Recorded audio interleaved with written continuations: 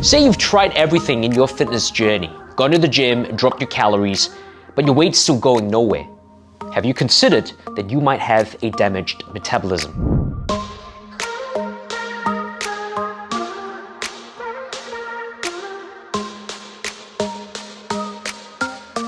Hey guys, welcome back to the Learn ASP channel.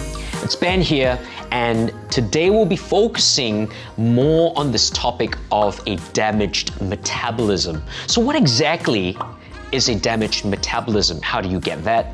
And what are some of the ways to fix a damaged metabolism? So I want to keep this relatively easy to understand, and without delving into the actual science of what the metabolism is. Your metabolism, your metabolic rate, really is the sum of all the chemical processes that happen in your body to keep you alive and functioning on a daily basis. Now, really, we call this your basal metabolic rate or your basal metabolism. Your basal metabolism relies on energy, and that is the unit that we're talking about with regards to how you function. That means you need to be eating or consuming a certain amount of energy to power up all these chemical processes to keep you alive.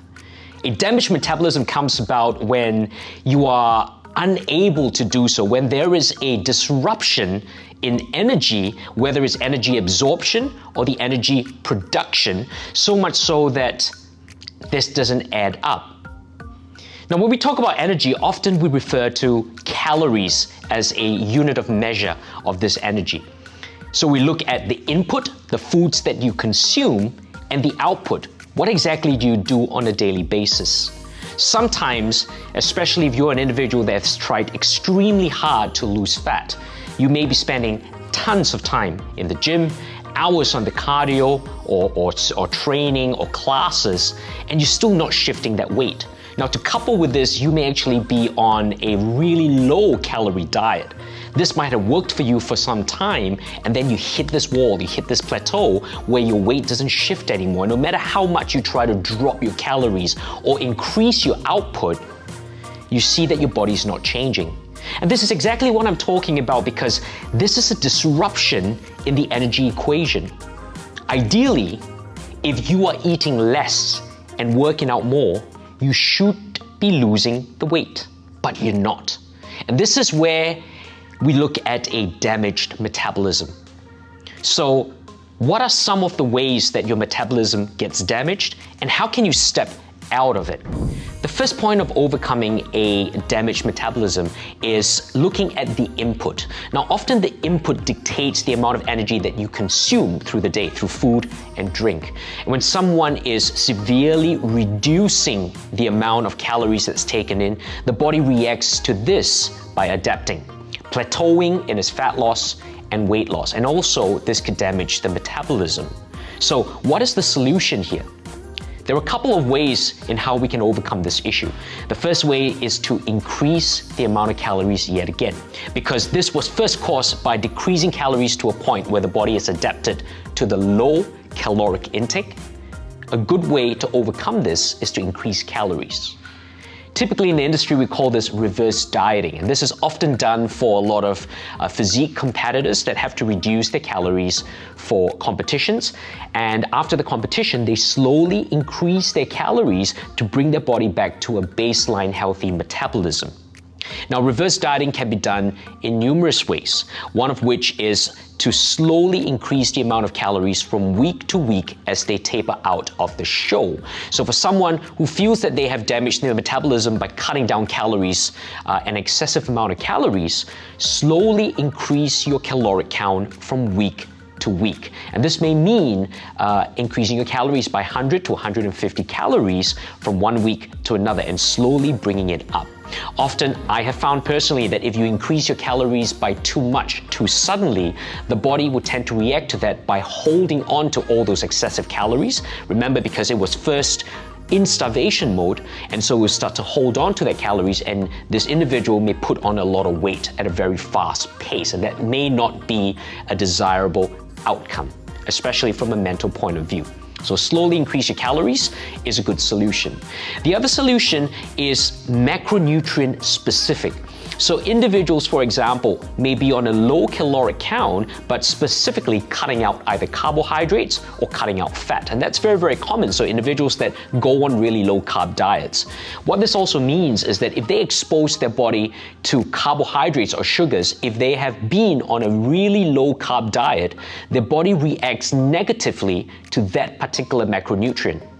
The reason why is because they're not used to utilizing that particular form of macronutrient as a source of energy. So if you're on a low carb diet and then all of a sudden decide to take in carbs, you balloon out. So what do? Same thing as you have done with calories, slowly introduce the macronutrient back in your diet again. And when you do that, your body will slowly learn to adapt to using that specific macronutrient for energy. Typically, this is either carbohydrates or fat. Now, reintroducing that too suddenly and too fast will cause the body to balloon up. And to fix a damaged metabolism, look to reintroduce either calories or the specific macronutrient slowly and gradually. Point number 2 that we need to consider is actually the second part of the caloric equation. It is the output. It is what you do to increase the energy output of what is done on a daily basis. So most people, when they try to lose weight or lean down, will tend to do more cardio, more activity through the day. This may take place in more walking or making an effort to do more chores, for example. A lot of competitors would add in more cardio in the machines, steady state cardio, even more posing classes. Increasing your output so suddenly can also damage your metabolism. The solution here is to decrease the amount of output or the amount of activity that you do on a daily basis. So for example, a lot of competitors or physique competitors, when they prep for a show, they may find that they have to do a lot to get ready for that show, which means that in order to get leaner, this may involve not just their strength training sessions, but a surge of steady state cardio. They might be doing, hours of cardio on a machine. They might then be adding in things like posing classes, which then add to their load of stress and physical stress. So this may actually damage the metabolism in the long run. The way to overcome this at this point of time, once their metabolism is already damaged, is to actually learn to step back from the excessive amount of activity that they do. And this may mean taking even less steps through the day. Some people are really obsessive about walking too much or moving too much because they want to increase the yield or the energy output.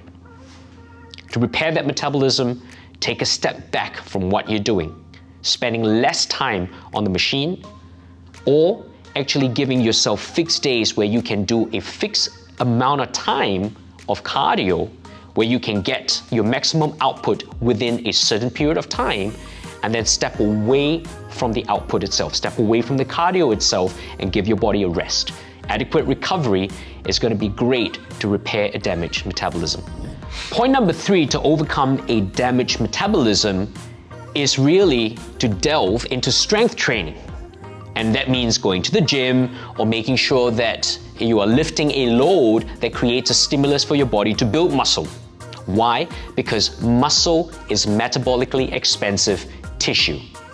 It regulates your metabolism. It increases the need for you to eat more, have more calories. And to simply put it, more muscle means an upregulated metabolism. So if you want to help your metabolism drive it in the right direction from it being plateaued, then build more muscle. That's your solution. And the last point number 4, is to actually look at your sleep. Now, I've spoken about sleep on multiple videos, but the importance of sleep can never be undermined. Sleep helps to regenerate your body. So a lot of individuals that you find that don't sleep well, have disrupted sleep, will also have a form of a disrupted metabolism. That means that their body doesn't function as it should. In fact, a lot of this has to delve down with the dysregulation of hormones like insulin, as well as a disrupted appetite to eat a lot more sweet foods and so forth. So to overcome a disrupted metabolism is to get better sleep. And get better sleep meaning to introduce activities that could calm you down through the day itself, or to actually create an environment that allows you to sleep better and deeper.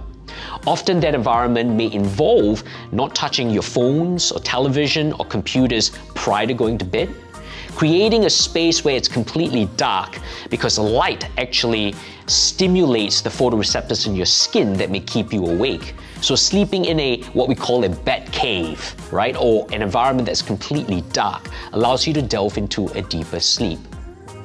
Aim to use teas, for example. There are certain teas like chamomile that would allow you to calm yourself down prior to sleeping. And I found that to be extremely helpful. So the goal here is to create an optimal environment that helps you to get into a better sleep, and as a result of that, help you to regulate an optimal metabolism. So to sum up our video for today, here are the 4 points that you need to consider to help repair a damaged metabolism. Look to increase your input, especially if your caloric count has been extremely low for a prolonged time. Look to decrease your output, especially if you have been working too hard and stressing your body out. Point number 3 is the introduction of strength training to help build muscle. And point number 4 is to look at getting better sleep, creating an environment that facilitates that. Now, these 4 points are important points, but really they are just the tip of the iceberg on what you guys can do to repair a damaged metabolism. Now, if you found this helpful, make sure you hop on to learn-asp.com. That's the platform where you will find tonload of seminars and courses that will give you more information about topics like this. But until our next video, I'll see you then. Take care.